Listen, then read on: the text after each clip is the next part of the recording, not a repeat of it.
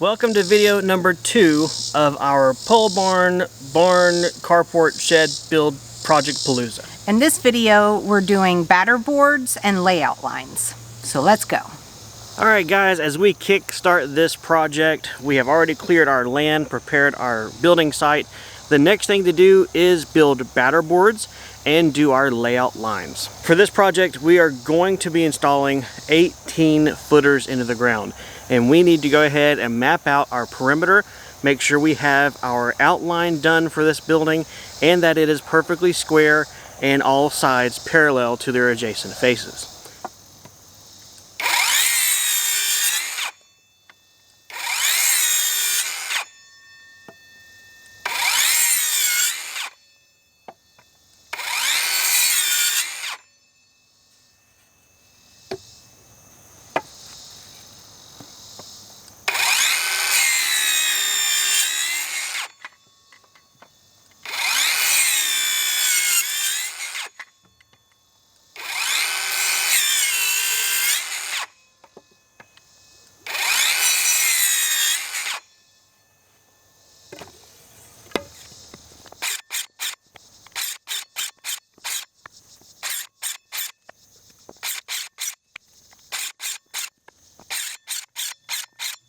What I have here are some deck balusters that I purchased that I went ahead and cut sharp points on the end of it on all faces. These are going to become the uprights of my batter boards. Now you don't have to buy deck balusters or use treated material.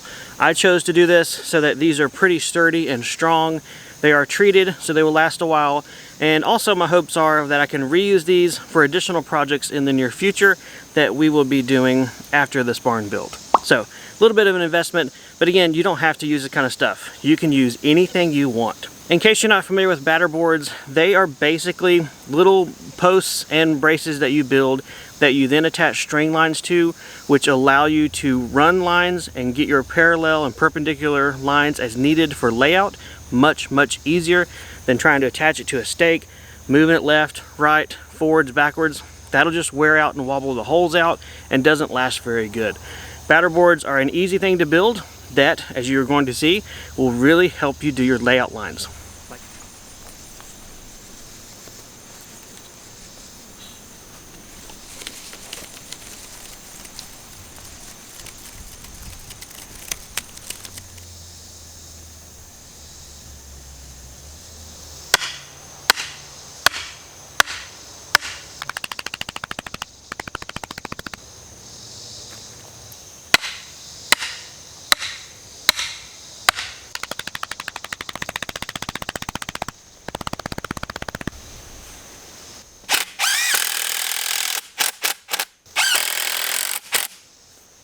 Alright, so the first portion of the first batter board is put in place. I have 2 uprights and a horizontal. What I will do next is take my string line, which is attached to the front face of my workshop down there, bring it over, move it left to right, siding down the string to whatever matches the front face of my workshop. I want my workshop and this new barn to be flush with the front and not cattywampus to each other. Once I have that fixed, then I'll tie the string off on this batter board section. Then I will measure from my workshop wall over, put a mark on the string line, and I know approximately where my next line will go, and I can build the other half of the batter board at that point.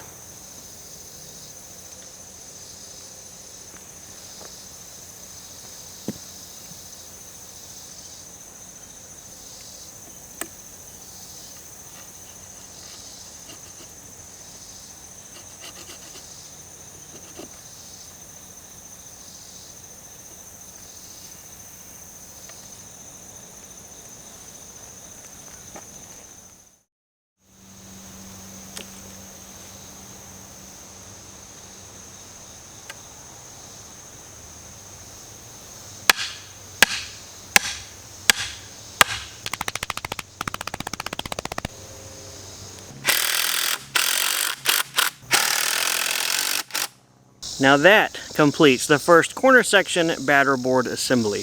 What I will do next is take my 25-foot tape measure, hook it on this outside board, go back towards my workshop, measure the width of our structure, add in 2 feet, and then put this tape on the string to give me an approximate location to begin building my other batter board assembly down here on the line.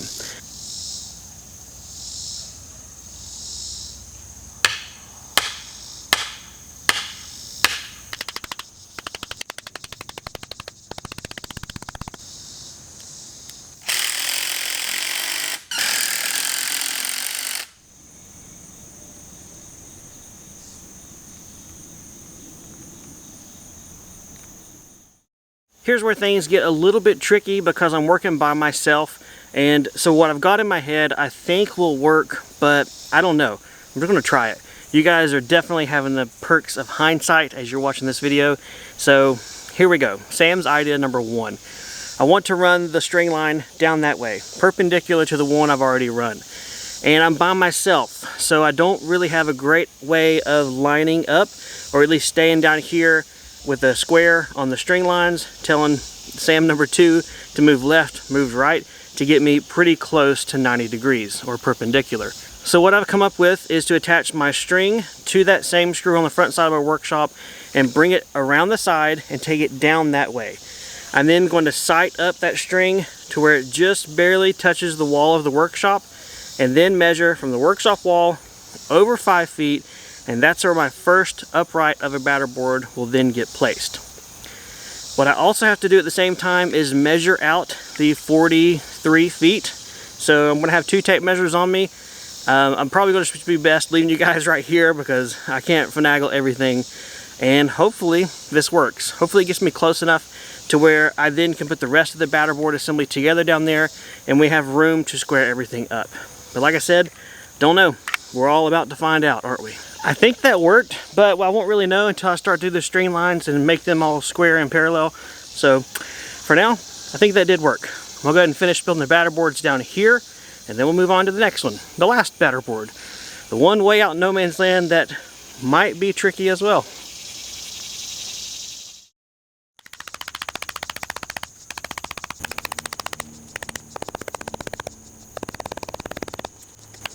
Our foundation layout is the #1 most important step of this project. If it's not correct, if my lines are not parallel or square exactly like they need to be, this whole project's going to fall apart. So doing this, taking the time to build batter boards, to do your layout lines and be very, very meticulous, has to be done.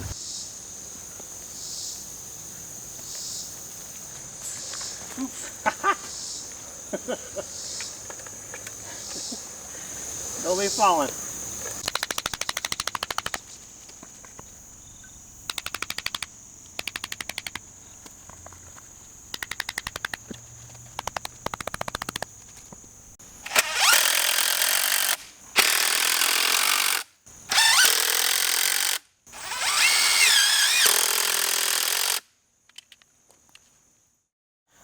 The cavalry and the help has arrived.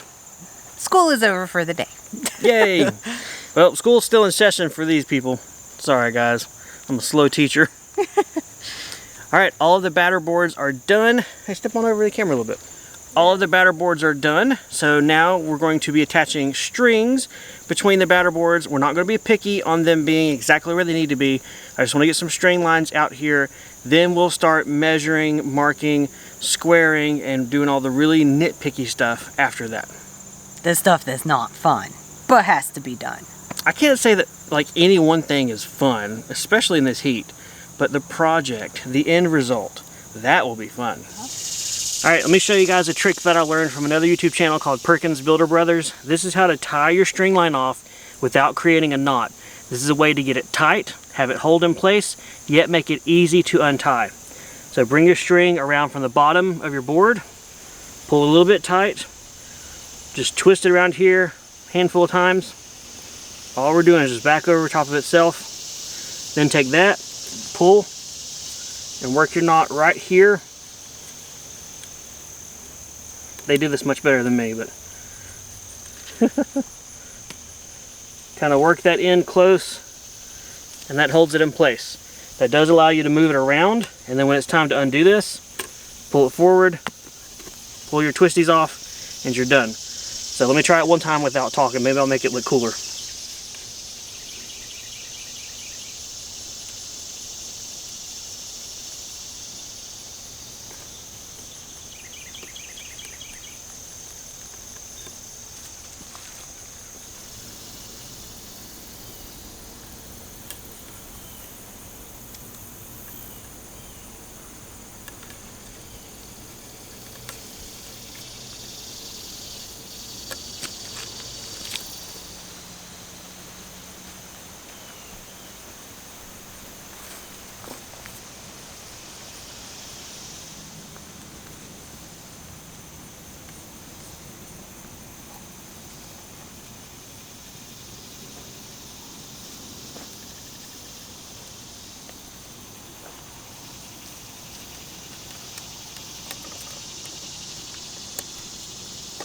Now is the point that we lock down these string lines and we get picky because they're about to be the locations that we use for the foundation.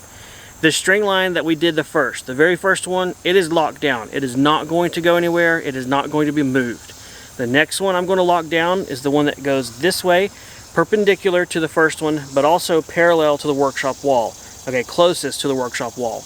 What I'm going to do is measure the distance from the string line here to the workshop, go down 12 feet, and then measure the string from there to the workshop again, and then I'll move the string line as need be to make it parallel with this face of the shop. At that point, this one then gets locked down, and we only have 2 left to do.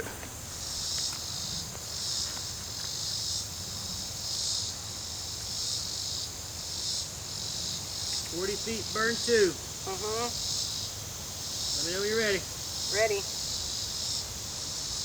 Okay. Alright, now you can come on down here. You can let go of this.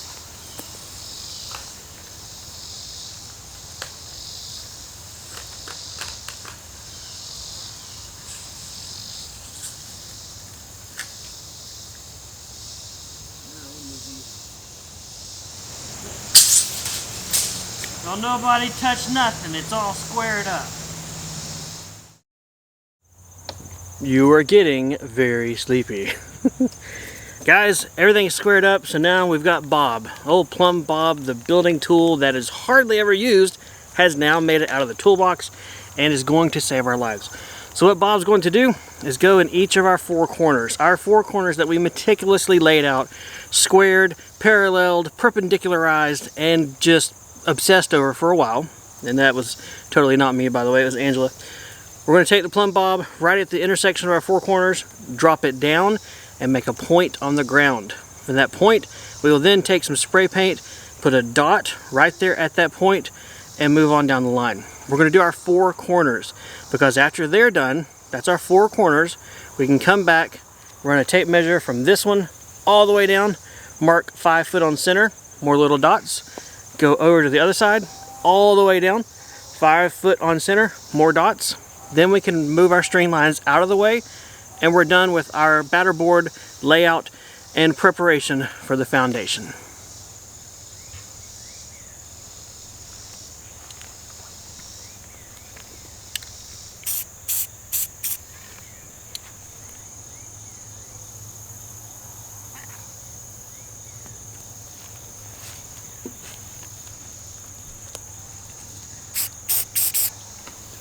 So as you guys can see, it doesn't take like an enormous level of skill.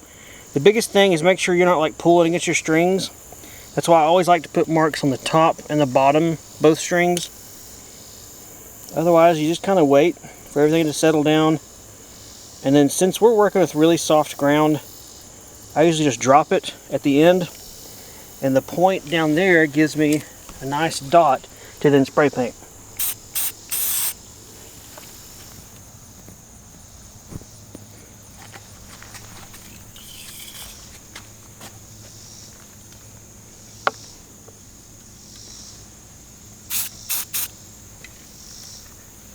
What I'm going to do next is use the long tape measure. I'm going to go down the long runs and put marks on the string at 5 feet. That is the center point for foundations we're going to be adding. So I'm going to go ahead and mark the string, then we'll use the Plumb Bob again, drop it down to the ground and mark the ground. The reason I'm not just laying a tape down on the ground to mark is I want to have the reference lines on the strings for whenever we pull them out of the way, we do our foundations, we do our concrete forms and everything, we put the strings back in place, and I have a visual reference point at that point to make sure we're correct. Because once we dig in the ground, our paint marks are going to be gone.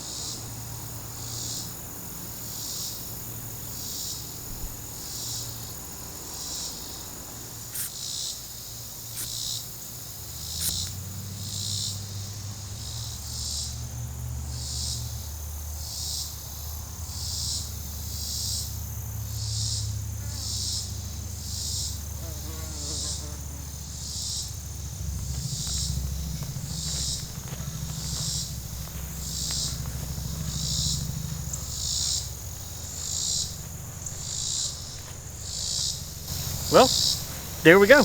Batter boards, layout lines, and paint X's or plus signs on the ground to mark the footers. Overall, not a terrible process. As you see, it's not super complex as far as the tools you need or the in-depth procedures. It's just a lot of back and forth measuring, and my goodness, you gotta have somebody to help you, because pulling the tape measures would be very It's impossible doing to it do by it by yourself. yourself. I mean, it's possible, I guess, but I don't know. Find somebody off the street to help you for about an hour or something. It's very, very helpful indeed. I guess this one went pretty easy compared to a lot of the other ones we have done over the years. Greenhouses and sheds and outdoor kitchens and everything. So I guess we're kind of getting the hang of it. Or should I say, I'm getting the hang of knowing what to do. I think we've always kind of had a hang of it. I think this one's just easier because there were fewer layout lines. It's true. It's effectively just 2 straight lines is what we've done. There's no, 4 or 5 runners or skids or foundation paths. So, I mean, yes, we've gotten better, but it's also, this one's pretty easy to do. This completes this step of our barn build project, but if you've not seen the other videos, maybe you just dropped in on this one from research, check out the playlist down below. There's going to be a playlist of everything, start to finish, on building this 20-foot wide, 40-foot long barn, pole barn, shed, carport structure, something out here to house all of our outdoor equipment. Well guys, thanks for coming along as we laid out our foundation. If you have any questions or comments, leave them below. Otherwise, we'll see you guys next time on the Homestead. See you guys. Bye. What kind of paint did you get? Ivory. Ivory? I wanted eggshell. Or biscuit. That's biscuit! You have a friend, honey. Friends? This one. Is it my 1/4-inch worm from the other video? No, this one is a butterfly. Welcome to part video number 2. Well guys, thanks for coming along as we get the floor print. Yeah, it's the biggest square foot. I mean, it's 800 square feet. Our house is only 900 square feet. Ta-da! Building you a new house. For the tractor. In a barn. At least we don't have to put the whole thing together. Shush! Shush, they don't know that in this video. Shush! No.